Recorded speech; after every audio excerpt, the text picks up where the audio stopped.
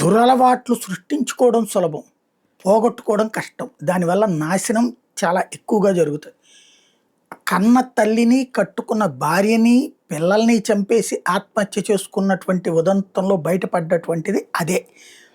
తల్లి, భార్యని చంపేసి నిందితుడు రైలు కింద పడి ఆత్మహత్య చేసుకున్న ఘటనలో మిస్టరీ దాదాపుగా విడింది.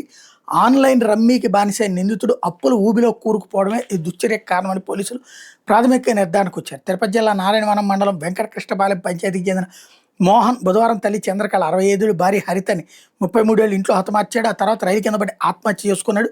తండ్రిని కాపాడే క్రమంలో రైలు ఢీకొని అతడితో ఉన్న ఇద్దరు పిల్లలు కౌశిక్, హరిని కూడా మృతి చెందిన విషయం తెలిసిందే.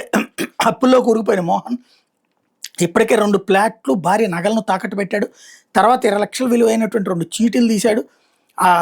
అప్పటికి పూర్తిగా అప్పులు తీరకపోవడంతో దంపతుల మధ్య గొడవలు జరిగాయని సమాచారం.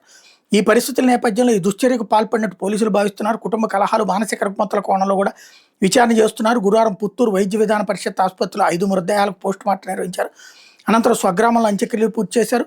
మోహన్ తండ్రి రైల్వేలో పనిచేసేవాళ్ళు. ఆయన చనిపోయాక మోహన్కు ఆ ఉద్యోగం వచ్చినా మానేశాడు. హరిత అనే బ్యూటీ పార్లర్, టైలరింగ్ నుంచి వచ్చే సంపాదనతో కుటుంబాన్ని చూసుకుంటున్నారు. హరిత చీటీలు వేయగా వచ్చిన డబ్బుతో ఇటీవల భర్తతో సిమెంట్ దుకాణం పెట్టించారు.